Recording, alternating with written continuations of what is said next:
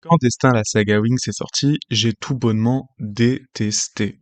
Pourquoi? Parce que cette série qui se vendait comme une version mature et live action de ma série d'enfance préférée perdait finalement tout ce qui faisait que cette série m'avait marqué à l'époque. Il y avait plus la musique, il y avait plus les beaux vêtements, il y avait plus les couleurs, et surtout, l'ambiance Y2K était partie aux oubliettes. Mais bon, ça je pardonne, c'est une série de 2020, fallait que je m'y attende. À l'époque, pour calmer mon somme, ce que j'ai fait, c'est que j'ai fait une réécriture des Wings en gardant ce qui faisait que la série était une bonne série, et en même temps en la rendant mature, entre grosses guillemets, et en rajoutant un côté queer qui était déjà assez présent dans la version Netflix. Du coup, j'ai commencé cette réécriture, et je l'ai abandonnée au bout de seulement 2 épisodes. Mais même si l'écriture s'est achevée au bout de 2 épisodes, j'avais quand même fait un plan de ce que j'avais prévu pour les 26 épisodes de la saison 1. Et aujourd'hui, c'est de ça dont je vais parler parce que j'ai pas envie de laisser crever ce plan dans un vieux dossier de mon ordinateur. Alors, ce plan ne prend en compte que les gros changements que j'ai fait à l'intrigue, genre tout ce qui est changement textuel. Faut savoir que ma réécriture était pas qu'un bête copier-coller de ce qui se passait dans les épisodes eux-mêmes. J'avais fait pas mal de changements. Mais bon, vu que c'était pas des gros changements, bah, je les ai pas marqués dans le plan. Donc si vous voulez à peu près découvrir cette fameuse réécriture, j'ai mis les épisodes 1 et 2 sur Wattpad. Vous pouvez du coup, par le lien en description, aller les lire. Commençons donc tout de suite par les changements que j'ai fait dans l'épisode 1. Premièrement, Bloom a une raison d'aller à ce parc. En fait, elle a un rendez-vous avec Andy. Oui, Andy, le personnage de la saison 4 avec qui Bloom était fiancée à la base. This is Andy, an old friend from high school. You could say it. We were engaged. Oh my, what a shocker! Bloom had a fiancée in high school. Help me, Musa. I think I'm going to faint. Et du coup, il lui a donné rendez-vous pour rompre avec elle. Quel charmant jeune homme. D'ailleurs, si ma réécriture était allée plus loin que la saison 1, dans la saison 2, Bloom aurait revu Andy dans l'épisode Halloween, et de là, elle aurait appris qu'il était maintenant en couple avec les 2 autres mecs de son groupe dont j'ai oublié le nom. Et je m'en fous que c'est une idée de merde. Le live action, il a mis aussi un trouble, j'ai le droit. Aussi, le parc a complètement changé, c'est plus un parc, c'est une forêt, et ça c'est purement basé sur le jeu PC, parce que ça me paraît beaucoup plus logique qu'une baston, comme il y en a une dans l'épisode 1, se passe dans une forêt où personne n'entend rien. Non, parce que le parc, c'est un petit parc, hein, genre, vu les images qu'on voit du parc. Mais en plus, le parc, il se transforme en forêt dans l'épisode même, genre, je ne chercherai pas de logique. Il faut aussi savoir que dans cette réécriture, j'avais prévu de faire des screenshots des épisodes et de les redessiner, ce qui est très marrant parce que, bizarrement, j'avais énormément confiance en mes talents en dessin qui étaient inexistants à l'époque et qui le sont toujours aujourd'hui. Et du coup, dans ma réécriture, bah, Stella avait déjà sa tenue habituelle dans l'épisode 1 pour éviter le faux raccord de j'ai une tenue 1, après j'ai une tenue B, et on sait pas ça sort d'où parce que j'ai rien avec moi littéralement qui me permet de changer de vêtements. Et aussi, j'ai donné une explication à comment Stella connaît les spécialistes. En gros, dans ma réécriture, Brandon, qui se fait passer pour Sky aussi dans ma réécriture d'ailleurs, est en fait dans la même situation que Stella, à savoir qu'il a redoublé, et c'est comme ça que les deux se connaissent, et que du coup, les spécialistes arrivent en renfort pour les aider. Aussi, la réaction de Mike et Vanessa par rapport à toute la situation qui se passe dans l'épisode 1 change énormément. Contrairement à la série d'origine, où malgré tout ce qui s'est passé en une nuit, ils sont en mode bon vas-y Bloom, tu peux aller à Alphéa. Dans ma réécriture, ils sont en mode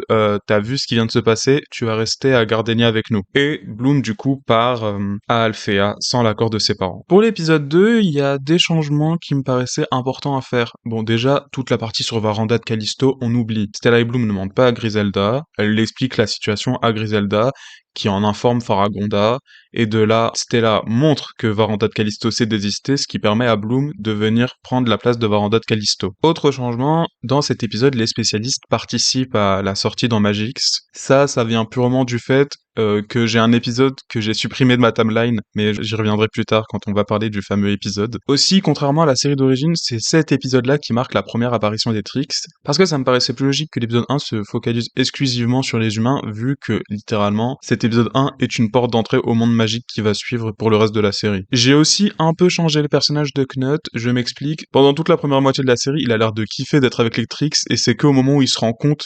Je suis désolé, moi je l'ai vu comme ça, mais c'est vraiment qu'au moment où il se rend compte qu'il fout le bordel, qu'il est en mode bon ben je me casse, alors que au début c'était pas un truc qui avait l'air de le déranger. Donc dans ma réécriture c'est changé, c'est un troll maltraité, voilà. La présence des spécialistes dans l'épisode fait que du coup le combat de l'épisode 2 se passe avec les spécialistes aussi. Donc en vrai, on pourrait l'imaginer que les Trix et les Wings se battent entre elles pendant que les spécialistes essaient de défoncer un ogre.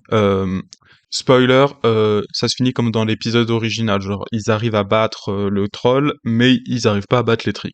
Et l'épisode du coup, au lieu de se conclure avec les Wings qui sont dans leur chambre et tout, ça se conclut dans un parc à Magix, où les personnages soignent leurs blessures, et c'est à ce moment-là que vient le nom Wings, puisque les Wings décident de s'appeler comme ça, parce que ce qui caractérise une fée, c'est le fait d'avoir des ailes pour voler. Alors autant je sais que le mot Wings est bien la raison pour laquelle les filles s'appellent les Wings, autant je crois que dans la série d'origine, c'est jamais expliqué si je me souviens bien. What does winks mean? Nothing, just winks. Mais par contre, c'est expliqué dans les comics, mais je sais plus du tout comment c'est fait, parce que je les ai lus qu'une fois. Donc si quelqu'un sait comment c'est fait dans les comics. L'épisode 3, un changement important, c'est que les sorcières sont invitées au bal. La raison pour laquelle j'ai fait ce changement, c'est parce que je trouve que cette idée de ne pas inviter les sorcières est assez bizarre quand même, parce que dans la série d'origine, c'est montré très souvent que Faragonda essaie d'inclure les sorcières, mais que c'est elles qui veulent pas venir. Genre, c'est dit dans l'aventure magique, et c'est clairement montré dans le dernier épisode de la saison 1, où les sorcières partent d'Alphéa avant le début de la fête. Autrement, l'épisode se passe plus ou moins comme dans la série d'origine. Les Trix, du coup, profitent d'être invités à Alphéa pour aller voler l'anneau de Stella. Contrairement à la série d'origine, Bloom tombe dans le trou créé par Darcy, et c'est là qu'il y a un changement, c'est que c'est la première apparition de Daphné, puisque Daphné vient en aide à Bloom pour que Bloom puisse se transformer en fée. Parce que dans la saison 1, quand même, Daphné vient souvent en aide à Bloom quand elle est en difficulté, et que ça me paraît pas logique que dans cet épisode-là, elle la laisse dans sa merde, alors que la meuf est clairement dans une situation où elle va bientôt crever. Aussi, contrairement à la série d'origine, les Winx préviennent Faragonda de ce qui se passe dehors, là, avec Bloom qui se fait bolos, parce que ça, c'est pas logique aussi. Pourquoi elles préviennent pas Faragonda? Alors, comme je vous l'ai dit, un des aspects que j'ai gardé de la série Netflix, c'est le côté queer. Du coup, j'ai mis dans cette réécriture un de mes ships préférés de la série d'origine, qui est Bloom et Stella. Donc, la dernière danse qu'on voit à la fin de l'épisode, plutôt que ce soit entre Bloom et Sky, c'est entre Bloom et Stella, et je ne regrette pas ce changement. Alors, l'épisode 4 n'existe pas. Pourquoi? Parce que je n'aime pas l'épisode 4. Je trouve que c'est un épisode déjà qui, dans la chronologie, n'a pas de sens. Pourquoi est-ce que le troll qu'ils ont pris de Gardenia, ils décident d'attendre l'épisode 4 pour le ramener à la Fontaine Rouge? Aussi, pourquoi les Trix veulent tuer ce troll? Alors, il y a une explication qui est donnée dans la série, j'entends, bah l'explication elle est pas bonne. Mis à part ça, niveau réalisation, scénario et tout, je trouve l'épisode assez nul. Le fait est que la seule utilité de cet épisode dans la série d'origine, c'est le développement des relations entre les Winx et les spécialistes, et en même temps de nous présenter les spécialistes. Mon épisode 2 fait déjà le taf à ce niveau-là, donc pour moi, l'épisode 4 ne sert plus à rien. Vous remarquerez que Nero n'est pas mentionné depuis tout à l'heure. Eh ben, c'est parce que Nero n'existe pas dans ma réécriture. Et la raison est simple, c'est parce que Nero ne sert à rien. Donc, qu'il soit là ou pas, c'est la même chose. L'épisode 6 a pas trop de changements, parce que c'est un épisode, c'est bon en soi. Seule différence, c'est que, contrairement à la série d'origine où les Winx ont même pas un droit de parole à la fin, ici, Faragonda les laisse s'expliquer, mais elles sont quand même punies parce que elles ont utilisé leur magie pour foutre le bordel, et ça, c'est pas bien quand on est une fée. Mais en parlant de magie, un truc que j'ai rajouté dans ma réécriture, c'est que les spécialistes font aussi de la magie.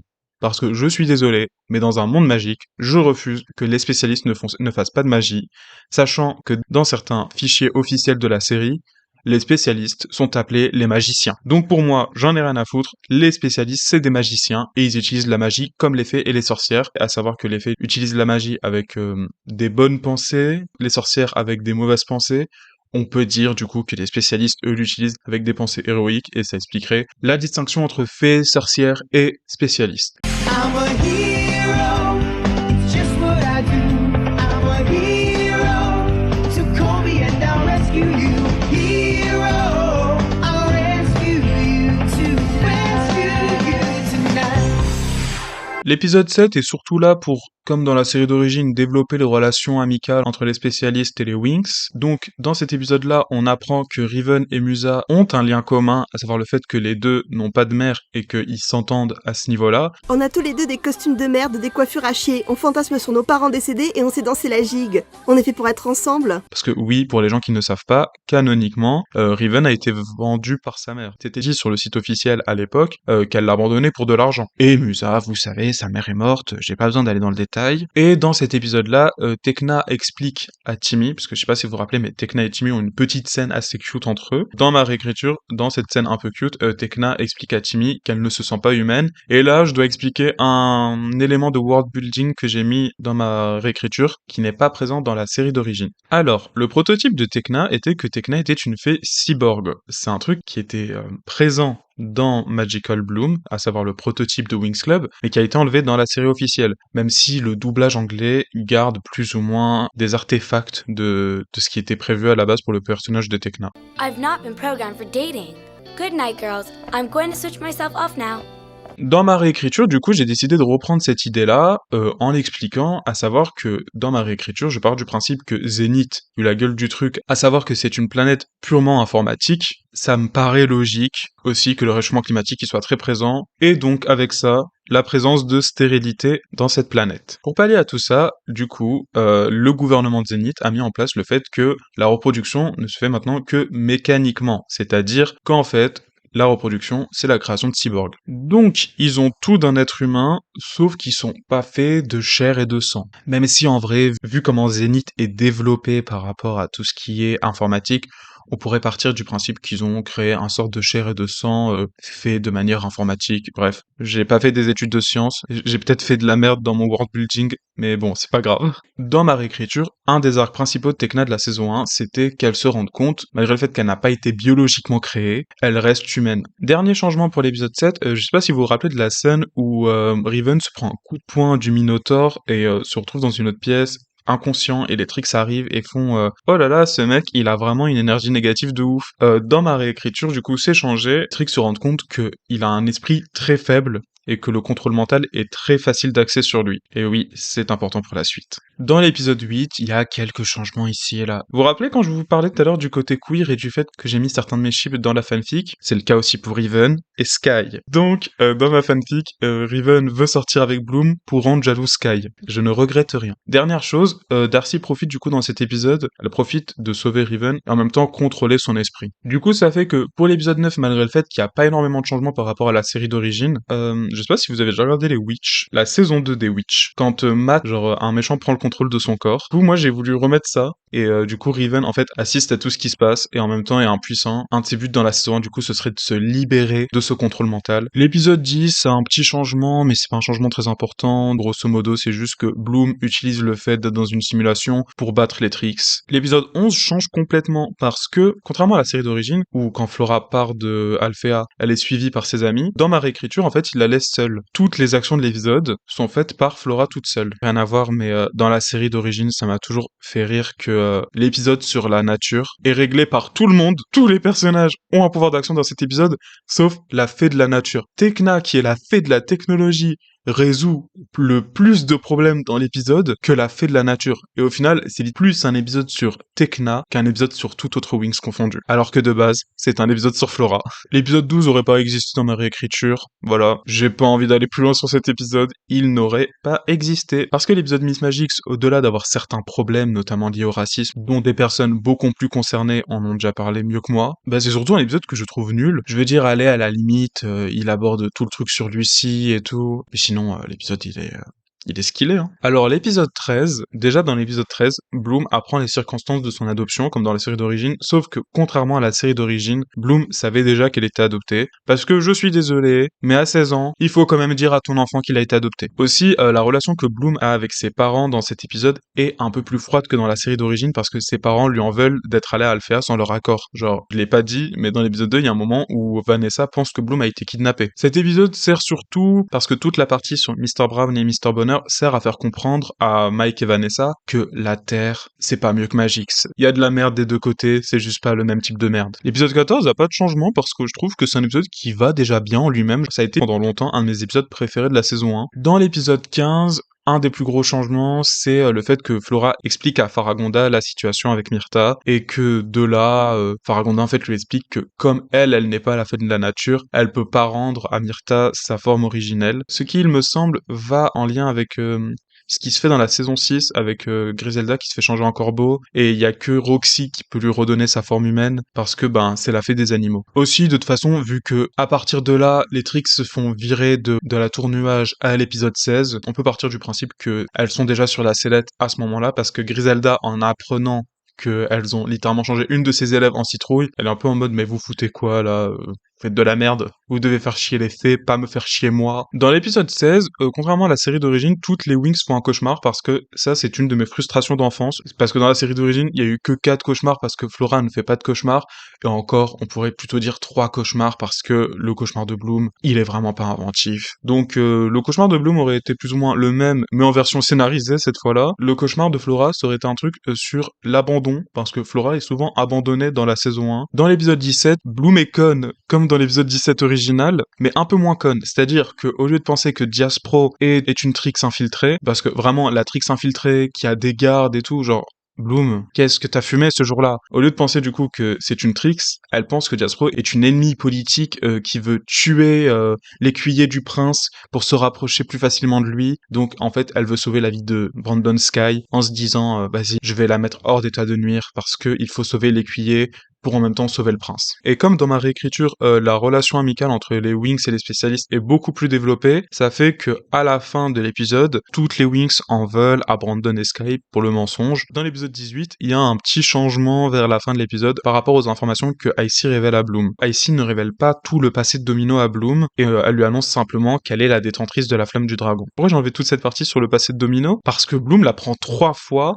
tout au long de la saison 1. Et je préfère du coup que ce soit plutôt la couronne de l'épisode 21 qui lui donne tout le passé de Domino, plutôt que ce soit Icy qui le fasse, parce qu'en même temps, cette couronne, vu la place qu'elle a dans le world building de la saison 1, il faut qu'elle garde ce rôle, et c'est pas Icy qui est censé le faire à sa place. À partir de l'épisode 19, Bloom devient beaucoup moins active que dans la saison 1, parce que avec le fait qu'elle apprenne que littéralement, à cause du fait qu'elle a perdu son pouvoir, c'est la fin du monde, bah elle le vit très mal. Donc Bloom perd totalement confiance en elle, elle perd toute son énergie. Grosso modo, elle est en dep. Dans cet épisode, Riven parvient enfin à se libérer du joug des Trix, mais le problème c'est qu'il est libéré par Darcy. Darcy du coup s'amuse à lui rappeler tout ce qu'il a fait quand il était sous son contrôle, et il finit traumatisé de tout le mal qu'il a fait. Alors il n'y a pas de changement dans l'épisode 20, parce que l'épisode 20 est déjà bon en lui-même. Voilà, et il a une des meilleures musiques de la série. Je dis ça, je dis rien. Sun will rise and melt all my icy memories, shining the light on thoughts that were sealed inside of me. Dans l'épisode 21, Bloom apprend enfin ce qui est arrivé à Domino, et Daphné lui dit que pour qu'elle retrouve ses pouvoirs, il faut qu'elle retrouve la force en elle. C'est un travail de longue haleine qui va prendre encore quelques épisodes avant de se passer. Dans l'épisode 22, comme dans la série d'origine où Riven est dans une sorte d'illusion créée par Darcy, dans ma réécriture du coup, la sorte d'illusion, c'est un sorte d'univers parallèle où en fait tout le monde lui rappelle les merdes qu'il a foutues dans Magix et qui a ramené à cette fin du monde. Ce qui est marrant parce que je viens de me rendre compte que ça crée un sorte de parallèle avec Bloom et Riven dans ma réécriture. Mais par chance, il en est libéré parce que Griffin, qui du coup a été emprisonnée par les Trix, elle aussi, comme dans la série d'origine, ça n'a pas changé. Elle le libère, elle le rassure, parce que ils ont quand même une relation que j'ai bien... Genre, ils ont très peu d'interactions dans la saison 1, mais qu'est-ce que j'aime leur interaction. Et du coup, Riven utilise les fameux pouvoirs de magicien dont je parlais plus tôt pour amortir sa chute. Et parce que j'adore quand les durs à cuire pleurent, il pleure quand il retrouve ses amis, et c'est Sky qui le calme. Et ouais, l'épisode 23 est plus ou moins centré sur Tekna dans une partie, c'est-à-dire que après toute la discussion qu'il y a avec Hortensia sur le fait qu'ils vont tous crever, quand elle va rejoindre Timmy, elle repense aux paroles de Hortensia et elle se dit qu'en fait, elle est complètement légitime de ressentir des sentiments et qu'elle a totalement le droit de le faire. Et c'est comme ça que se termine son arc. Et un truc que j'ai rajouté mais que visiblement j'ai jamais écrit dans mon plan, c'est que du coup j'avais prévu un moment où en fait elle téléphonait à ses parents pendant quasi toute la saison. Elle les appelle ses créateurs, ses monteurs, bref, tout ce que tu veux. Et là c'est la première fois qu'en les appelant, elle dit que c'est ses parents. C'était comme ça que devait se conclure son arc. Je suis pas sûr du bien fondé du truc, mais bon. L'épisode 24 a surprenamment aucun changement, c'est-à-dire que je n'ai rien écrit, donc je ne sais pas ce que j'avais prévu pour l'épisode 24. L'épisode 25 est un délire. Voilà, c'est un délire d'un otaku fan d'Evangelion. Shinji! Shinji! Shinji!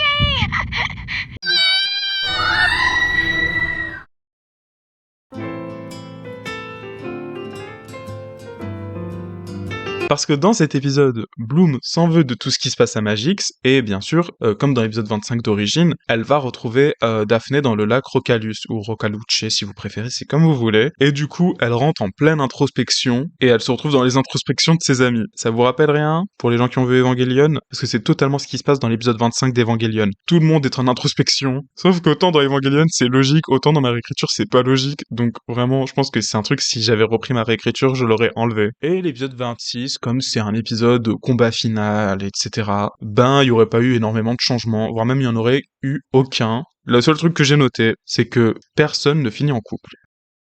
Alors voilà, ça c'était ma réécriture de la saison 1. Mais il faut savoir un truc, c'est que j'avais aussi des idées pour la saison 2. Un gros changement que j'allais faire dans la saison 2, déjà, c'est que les tricks n'allaient pas apparaître. Parce que j'estime que un méchant par saison, bah ça suffit. Donc, la saison aurait été centrée que sur Lord Darkar. Et là, vous allez me dire, oui, mais comment tu fais pour les moments où les tricks agissent parce que Darkar leur dit d'aller faire ci ou ça? Et là, j'ai la réponse. Alors en fait, ma saison 2 se serait divisée en 13 épisodes de 2 parties. Donc la première partie, les 13 premiers épisodes auraient été sur Darkar et sur les sidekicks que Darkar aurait eu. Et ici, ça aurait été, attention, les Patchamen. Vous vous rappelez des Patchamen? Non, parce que moi je les adore, c'est mes personnages préférés. Alors je sais que leur utilité à la saison 2, c'est purement juste une référence, genre à la G-Force dans la bataille des planètes, mais je m'en fous, je les kiffe. Dans la première partie de la saison 2, ils auraient été les sidekicks de Lord Darkar, et en se rendant compte qu'en fait, ils ont beaucoup plus de pouvoir que lui, ils auraient fait comme les tricks à la fin de la saison 2, à savoir s'unir pour détruire Darkar, et la seconde partie de la saison 2, donc des épisodes 14 à 26, les antagonistes principaux auraient été les Patchamen.